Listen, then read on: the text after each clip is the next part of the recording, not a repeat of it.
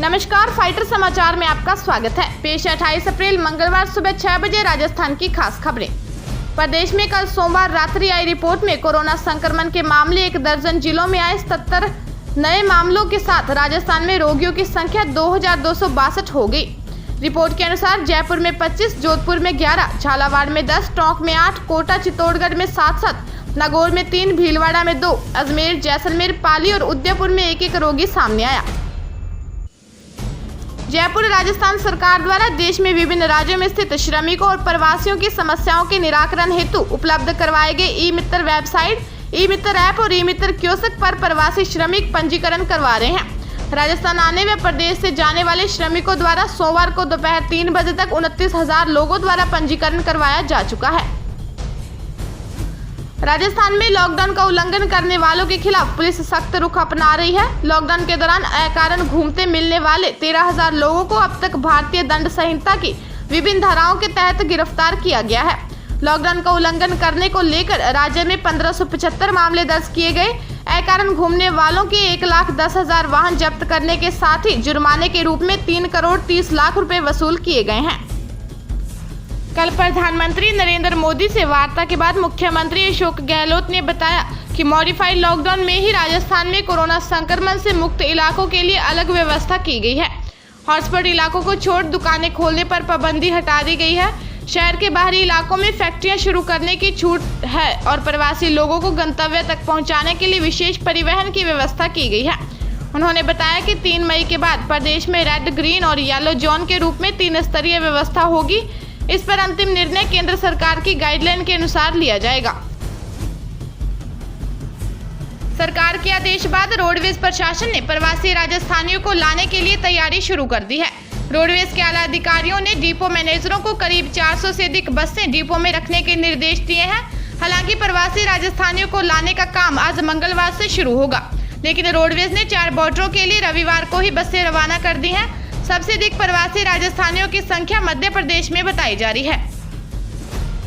राजकीय ड्यूटी के दौरान कोरोना वायरस इन्फेक्शन से मौत होने पर अब ऑटोनॉमस बॉडीज, बोर्ड और कॉर्पोरेशन कार्मिकों के आश्रितों परिवारजनों को भी सरकारी योजना का लाभ मिलेगा। ऐसी स्थिति में इन कार्मिकों के आश्रितों को 50 लाख की अनुग्रह राशि मिलेगी। वित्त विभाग के रूल्स डिवीजन ने इस बारे में स्पष्टीकरण जारी किया है। दरअसल कोरोना संकट के दौरान मुख्यमंत्री अशोक गहलोत के निर्देश पर सरकार ने कोरोना वॉरियर्स के लिए हाल ही में एक बड़ा निर्णय किया है।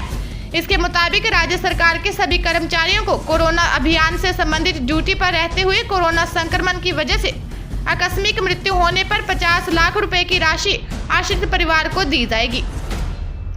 लखेरी क्षेत्र के चमावली गांव में अक्षय तृतीया के अबुझ सामे पर सादगी में विवाह संपन्न हुआ। इंद्रगढ़ क्षेत्र के अभयपुरा से दुल्हे महावीर प्रसाद के संग आई बारात में ना तो कोई शोरगुल था और ना ही कोई बैंड बाजों की धुन थी। दुल्हे के अलावा बारात में 4 जने शामिल थे।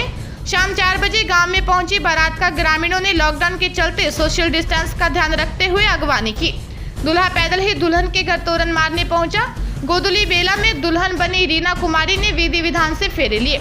दुल्हन के पिता नारायण मीना व माता रुक्मणी मीना ने ग्रामचार्य राजेंद्र श्रृंगी के सानिध्य में विवाह की रस्में पूरी की। केंद्रीय माध्यमिक शिक्षा बोर्ड ने संबद्धता के लिए स्कूलों द्वारा आवेदन जमा करने की समय सीमा को एक बार फिर आगे बढ़ा दिया है। बोर्ड ने देश में चल रही कोरोना वायरस की स्थिति को देखते हुए यह निर्णय लिया है।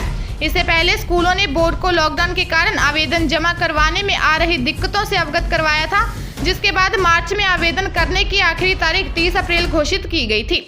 बोर्ड ने एक बार फिर आवेदन तिथि को आगे बढ़ा दिया है। अब स्कूल बिना विलंब शुल्क के 30 जून तक आवेदन जमा कर सकते हैं। टोंक के देवली के पनवाड़ गांव में घर के समीप गई एक 60 वर्षीय वृद्धा की कुएं में डूबकर मौत हो गई। हादसे का पता मृतका के परिजनों के पहुंचने पर लगा। सरपंच पूरनमल वर्मा ने बताया कि मृतक प्रेम देवी पत्नी बालूराम माली निवासी बांस लक्ष्मणा रोड निवासी पनवाड़ है, जो अपने घर के पास बने कुएं पर मोटर चालू करने गई थी। संभवतः वृद्धा का पैर फिसलने व उलझने से वह कुएं में गिर गई, डूबकर जिसकी मौत हो गई।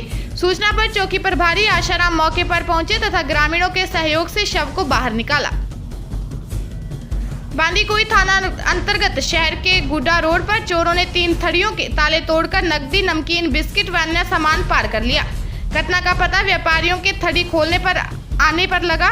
जानकारी के अनुसार बाबू सिंह यादव, बृजमोहन डोई एवं मोहन मीना रविवार दोपहर दुकान भगाकर चले गए थे। रात को चोरों ने थड़ियों के ताले तोड़कर सामान बिखेर दिया। कोरोना वायरस संक्रमण की वजह से देश की ही नहीं पूरा विश्व परेशान है, लेकिन मानवता को शर्मसार करने वाले लोग इस महामारी में भी अपनी हरकतों से बाज नहीं आ रहे, जिसके चलते कामा क्षेत्र के गांव बांदीपुर में घर में सो रही नाबालिग बालिका को गांव के ही कुछ दबंग लोग रात्रि को जबरन उठाकर ले गए, जिसके बाद बालिका के साथ मारपीट कर दुष्कर्म करने का प्रयास किया। वहीं बालिका के परिजन पहुंच गए तो इसे देखकर वह बालिका को मौके पर ही छोड़कर वहां से फरार हो गए, जिसके बाद परिजनों ने जुरहरा थाने में मामला दर्ज कराया है। पुलिस मामला दर्ज कर नाबालिग बालिका का मेडिकल मुआयना राजकीय अस्पताल जुरहरा में कराया गया है। कोटा में एक व्यक्ति की इलाज के बाद अस्पताल से छुट्टी हो गई है। उसका 5 साल का बेटा भी पॉजिटिव हो गया था, लेकिन वह अभी ठीक नहीं हुआ है। बेटे को मेडिकल कॉलेज के आइसोलेशन वार्ड में रखा गया है। जब पिता को अस्पताल से छुट्टी दी गई तो बेटे ने अपने पिता को अस्पताल से विदाई दी। कांग्रेस के प्रदेश अध्यक्ष और डिप्टी सीएम सचिन पायलट आज मंगलवार को वीडियो कॉन्फ्रेंस के जरिए कांग्रेस के लोकसभा प्रत्याशियों से कोरोना महामारी के चलते किए जा रहे राहत कार्यों का फीडबैक लेंगे। डिप्टी सीएम पायलट ने केंद्रीय ग्रामीण विकास एवं पंचायती राज मंत्री नरेंद्र सिंह तोमर को पत्र लिखकर वर्तमान विषम परिस्थितियों के बारे में 1.13 करोड़ मनरेगा श्रमिकों को राहत प्रदान करने की मांग की है। कहा कि लॉकडाउन की अवधि के दौरान अधिकतम 100 दिवस की सीमा तक मनरेगा मजदूरों को प्रतिदिन प्रति व्यक्ति पूरी मजदूरी का भुगतान किया जाएगा। झुंझुनू क्षेत्र के मंडावरा निवासी एक कोरोना योद्धा मां के निधन पर अंतिम संस्कार में भी शामिल नहीं हो सके। उनके नहीं आने की वजह लॉकडाउन भी रही, लेकिन वे झालावाड़ जिले में बतौर शिक्षक कोरोना ड्यूटी में जुटे हुए हैं, इसलिए नहीं आ सका और ऑनलाइन ही मां के अंतिम दर्शन किए। उनकी मां कमला देवी का निधन हुआ था। परिवारजनों ने समय पर शिक्षक सुरेंद्र को सूचना दे दी थी। लॉकडाउन के कारण वह घर नहीं आ सका, ऐसे में उसने मां का अंतिम दर्शन ऑनलाइन ही करने पड़े।